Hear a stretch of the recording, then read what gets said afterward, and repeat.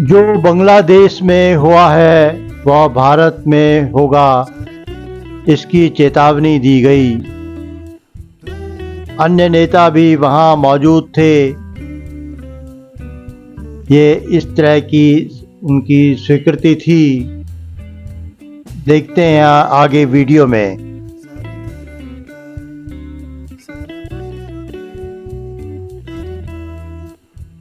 ये कहा है कि जो स्थिति आज बांग्लादेश में है उसी प्रकार की स्थिति भारत में भी हो सकती है। में एक तरह से प्रोटेस्ट होंगे, भारत में आगजनी होगी, जो बांग्लादेश में हुआ है वो भारत में होगी, इसकी चेतावनी कांग्रेस पार्टी की तरफ से सलमान खुर्शीद जी ने दिया है। और कई दिग्गज जो वहां मौजूद थे, शशि थरूर से लेके अन्य नेता भी वहां मौजूद थे, एक तरह से उनकी स्वीकृति थी, एक तरह से उन्होंने उसका समर्थन किया। आप चिंता करके देखिए, सोच करके देखिए किस प्रकार की सोच कांग्रेस पार्टी की है। आज मुझे याद आता है जब पार्लियामेंट में खड़े होकर राहुल गांधी कहते थे कि इस देश में आग लगेगा, इस देश में दंगे होंगे, इस देश में प्रधानमंत्री जी के ऊपर हमला होगा, तो वो क्यों कहते थे? और जब विदेश यात्रा में राहुल गांधी जाते थे और कई लोगों से चोरी चुपके विदेश में जाकर मिलते थे और भारत के खिलाफ सलमान खुर्शीद, और केवल सलमान खुर्शीद नहीं, देखिए कैसे भीड़ में मिलकर पुलिस की गाड़ी पलट गई।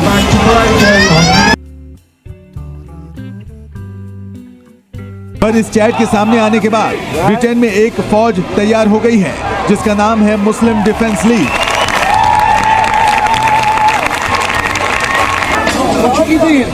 इस गुट को ब्रिटेन में अल्पसंख्यकों, मुसलमानों और अप्रवासियों की सुरक्षा के नाम पर बनाया गया है।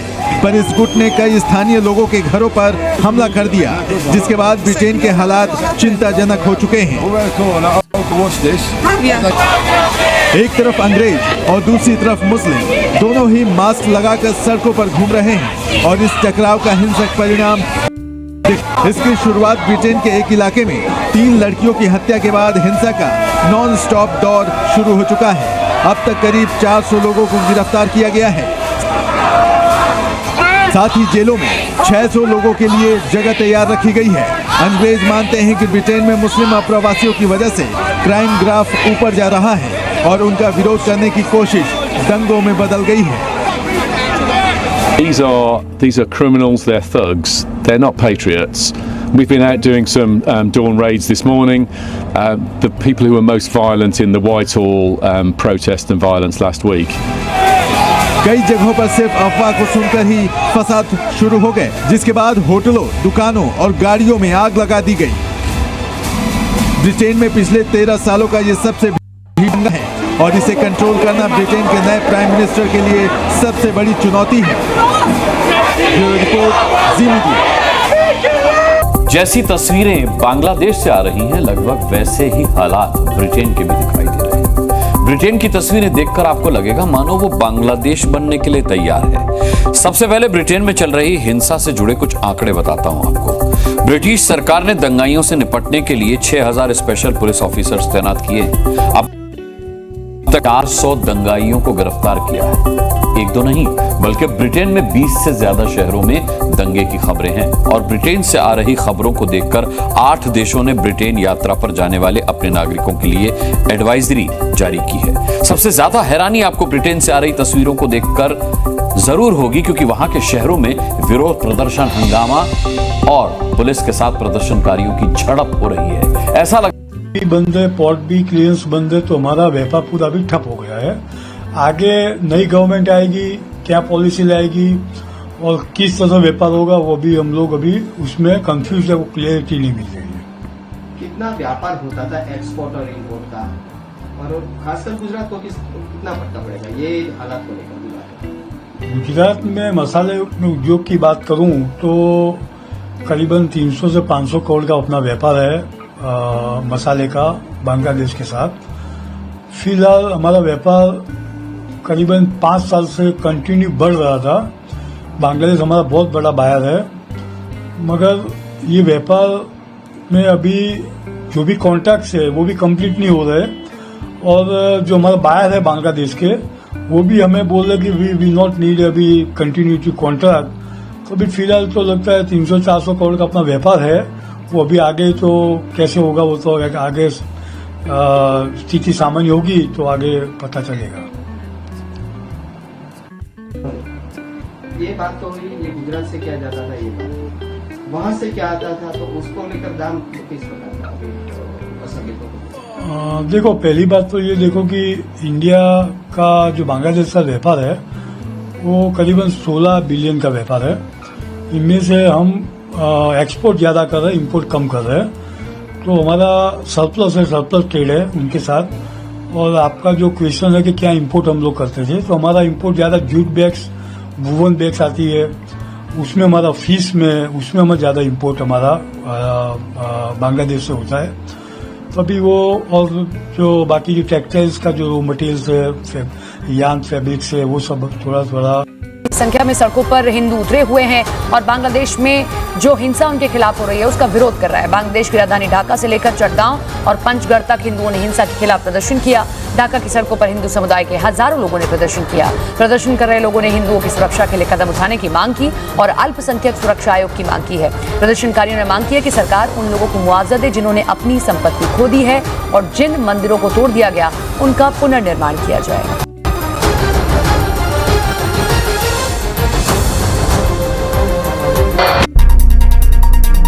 सवालों के जवाब दिए, जैसे कि बांग्लादेश में हुई हिंसा, खास करके अल्पसंख्यकों को निशाना बनाने के बारे में, उनकी मां को ब्रिटेन और अमेरिका की नागरिकता न मिलने के बारे में थी। साथ ही उन्होंने बताया कि बांग्लादेश में पनपे इन हालातों के बीच भारत के जो कूटनीतिक फैसले रहे हैं, उनकी मां को लेकर उनके बारे में उनका क्या ख्याल है। सबसे पहले सजीव वाजेद ने उनकी मां की जान बचाने के लिए नरेंद्र मोदी और उनकी सरकार का आभार जताया। वहीं सजीव से पूछा गया कि आखिर किन वजहों से उनकी मां शेख हसीना को ब्रिटेन और अमेरिका ने राजनीतिक शरण देने से इनकार कर दिया। इसके जवाब में सजीव ने कहा कि यह गलत है कि शेख हसीना ने ब्रिटेन या अमेरिका से राजनीतिक शरण की मांग की थी। उन्होंने किसी भी पश्चिमी देश से शरण की मांग ही नहीं की है, तो ऐसे में शरण देने से इनकार करने का सवाल ही नहीं पैदा होता। उन्होंने इस बात की संभावना दावे के साथ जताई कि बांग्लादेश में जो भी हिंसक प्रदर्शन हुए उसके पीछे पाकिस्तानी खुफिया एजेंसी ISI का हाथ था, क्योंकि उनके मुताबिक सरकार के खिलाफ विरोध का कोई कारण नहीं था। सरकार ने छात्रों की मांगों को मानते हुए सरकारी नौकरियों में आरक्षण घटा दिया था। इसके बाद जब उनसे सवाल किया गया कि सरकार ने प्रदर्शन कर रहे छात्रों पर हमला करने का आदेश क्यों दिया, तो सजीव ने बताया कि सरकार ने कभी भी पुलिस को हमला करने के आदेश नहीं दिए, बल्कि छात्रों के प्रदर्शन पर बल का प्रयोग करने वाले पुलिसकर्मियों को उल्टा सरकार की तरफ से सस्पेंड किया गया। लेकिन सजीव ने साथ में सवाल उठाया कि प्रदर्शन करने वाले लोगों के पास हथियार कहां से आए थे। उन्होंने कहा कि वे प्रदर्शनकारी नहीं थे, बल्कि उनके भेष में आतंकी थे, जिन्होंने मेरी मां को इस्तीफा देने पर मजबूर किया। मेरी मां ने किसी डर की वजह से इस्तीफा नहीं दिया, बल्कि वो बांग्लादेश में हो रहे नरसंहार को रोकना चाहती थी। इसलिए उन्होंने न सिर्फ इस्तीफा दिया बल्कि देश भी छोड़ा।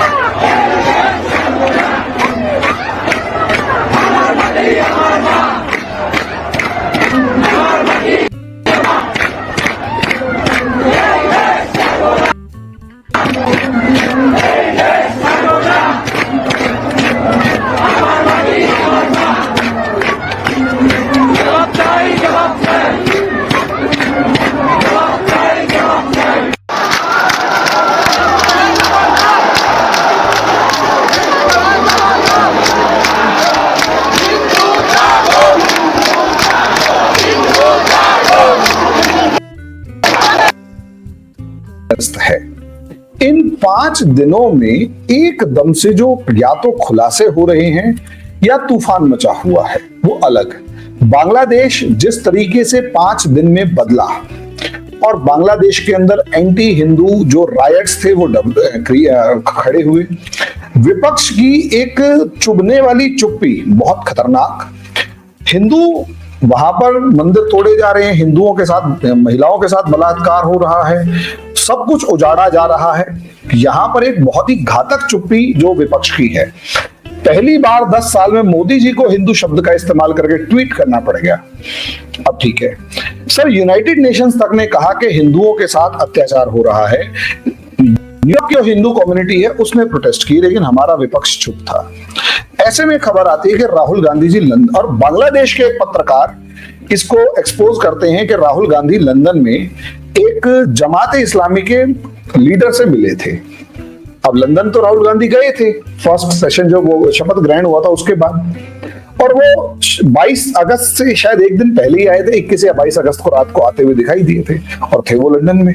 अब वो मिलके आए हैं, उसके जस्ट 15 दिन के बाद एक सरकार, पूरा देश के अंदर बवाल मच जाता है, और हिंदुओं के ऊपर जो हमले होते हैं वो बहुत ऑर्गेनाइज्ड मैनर में होते हैं। और उसके बाद जो धार्मिक मामलों का मंत्री बनाया जाता है वो भी एक ऐसा कंट्रोवर्शियल, जिसके ऊपर खुद ही आरोप है कि वो या तो कन्वर्जन करवा रहा होता है या हिंदुओं को मरवा रहा होता है बांग्लादेश में।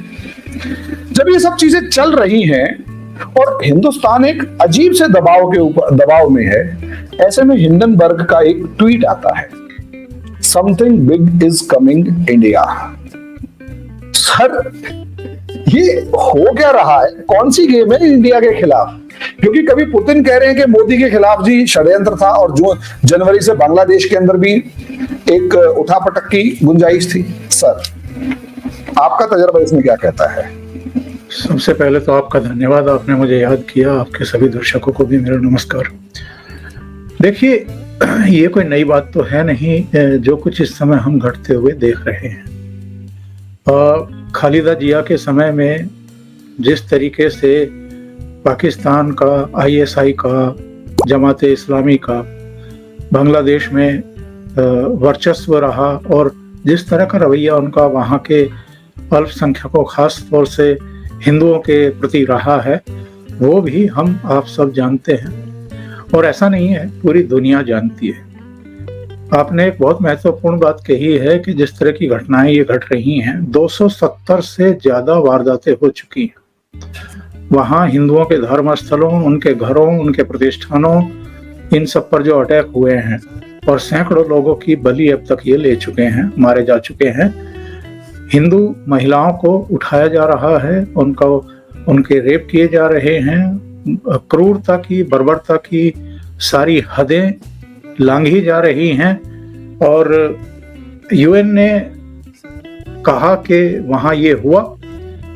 मोहम्मद यूनुस जो कार्यकारी बनाए गए हैं, उन्होंने भी स्वीकार किया कि हाँ, हिंदुओं पर अटैक हो रहे हैं। शेख हसीना के बेटे सजीब वाजिद जोए ने भी कहा कि हिंदुओं को निशाना बनाया जा रहा है। और बंगाल के बॉर्डर पर जो लोग आए हैं, क्योंकि वहाँ पर किसी तरह की कोई बाधा नहीं लगाई गई है उनको रोकने के लिए, तो वो एक नदी है, वहाँ से होते हुए भारत की प्रवेश किए, और उन सब लोगों ने भी वहाँ की पूरी व्यथा कथा सुनाई है। अब अगर राहुल गांधी को या उनकी पूरी जमात को, जिसको मैं इकोसिस्टम कहता हूँ, जो लुटियन, जो उनका मीडिया के नाम से भी कुख्यात है, उनको अगर ये सब नहीं दिखाई दे रहा है, तो वो एक कहावत है ना हरि मोहन जी के, जो सोया हुआ हो उसको तो जगाया जा सकता है, पर जो सोने का नाटक कर रहा हो उसको कौन जगा सकता है? तो इन लोगों को लगता है कि अगर हम वहाँ हिंदुओं पर हो रहे अत्याचारों पर जबान खोलेंगे तो कहीं ऐसा ना हो कि जो हमारा वोट बैंक है वो नाराज हो जाए। तो ये लोग जिस तरह का रुख और रवैया अपनाए हुए हैं, ये इनका नया नहीं है। हम बांग्लादेश पर तो बात कर ही रहे हैं। अयोध्या के भदरसा में जिस तरह की घटना हुई, जिसमें वहाँ के समाजवादी पार्टी के एक नगर अध्यक्ष मोईद खान का और उसके खिलाफ FIR भी दर्ज हुई, उसको गिरफ्तार भी किया गया। इसके बावजूद अखिलेश यादव का उसको समाजवादी पार्टी के नगर अध्यक्ष पद से नहीं हटाना और DNA टेस्ट की मांग करने लगना, और पूरी कांग्रेस, पूरी इनकी इंडी अलायंस के घटक दल सारे के सारे एकदम जिस तरीके से चुप्पी साध गए हैं, इसके बाद भी क्या हमें कुछ कहने की जरूरत है या लोगों को समझाने की जरूरत है कि ये लोग एक्चुअल में किस तरह की राजनीति कर रहे हैं। बाकी चीजों पर जाने से पहले जो आपने हिंडनबर्ग के ट्वीट की चर्चा की है, तो मैं ठीक है, हिंडनबर्ग के पहले भी कारनामे दुनिया के अलग अलग देश भुगत चुके हैं, जान चुके हैं। वो शॉर्ट सेलर एक पूरी कंपनी है और वो क्या खेल करती रही है पूरी दुनिया में, पहले लोग नहीं जानते थे, अब तो कम से कम जान चुके हैं। जब वो अडानी वाला जो है पूरा किस्सा हुआ था और उसमें अमेरिका की एजेंसी ने भी जांच कर ली, हमारी सेबी ने भी जांच कर ली, हमारी सुप्रीम कोर्ट के आदेश पर वो जांच पड़ताल हुई और सबको पता है कि साहब वो हिंडनबर्ग का जो भी प्रोपेगेंडा था वो क्यों था और किसके इशारे पर था। जाहिर है जॉर्ज सोरोस का जो भारत के प्रति या जो जहां जहां दुनिया में अस्थाई और राष्ट्रवादी सरकारें हैं उनके प्रति जो रवैया रहा है और जिस तरह की हरकतें होती रही हैं, उनके बिहाफ पर या उनके पुश करने पर या उनके षड्यंत्र के आधार पर वही हिंडनबर्ग ने तब की थी। एक तो हिंडनबर्ग की विश्वसनीयता अब भारत में लगभग शून्य है और चूंकि वो नेक्ड हो चुका है, चूंकि वो एक्सपोज हो चुका है, इसलिए मैं कह रहा हूं कि हिंडनबर्ग क्या ट्वीट कर रहा है इस पर तो मुझे लगता है कि ना सरकार गंभीरता से उसको देखेगी और ना ही जो मतलब शेयर मार्केट या कंपनी के मामले उनमें दिलचस्पी रखने वाले लोग या जो भारत के आम नागरिक हैं, जो बुद्धिजीवी हैं, वो उस पर कोई गंभीरता से चर्चा करेंगे या उस पर विश्वास करेंगे। लेकिन इस तरह की जब हरकतें हो रही हों और एक आध जगह से नहीं कई तरफा हो रही हो, चौतरफा हो रही हो, तब सजग हो जाने की जरूरत है, चौकन्ना हो जाने की जरूरत है। और अगर ये सारी चीजें एक साथ घट रही हैं, बांग्लादेश में शेख हसीना सरकार का तख्ता पलटा जाता है, उनको अपने प्राण बचाने के लिए सेना के हेलीकॉप्टर में, विमान में भारत में आकर के शरण लेनी पड़ती है और उसके बाद वहां जिस तरह की हिंसा शुरू होती है और टारगेटेड हिंसा शुरू होती है, मतलब हिंदुओं को ही, उनके धर्म स्थलों को ही निशाना बनाया जाता है, उनके प्रतिष्ठानों को ही निशाना बनाया जाता है, उनके घरों में ही लूटपाट होती है। और हिंदुओं के साथ साथ जिस तरीके से वहां पर प्रधानमंत्री आवास में हमने लोगों को लूटपाट करते हुए देखा, एक चिड़ियाघर में जिस तरीके से मासूम जानवरों को मारते हुए देखा, पकड़ते हुए देखा, कई बार तो लगता है कि ये सब वहशी दरिंदे हैं, इंसान के रूप में जरूर हैं, लेकिन ये तो उन जानवरों से भी गए गुजरे हैं जिनके पीछे ये भाग करके उनको पकड़ करके मार रहे थे।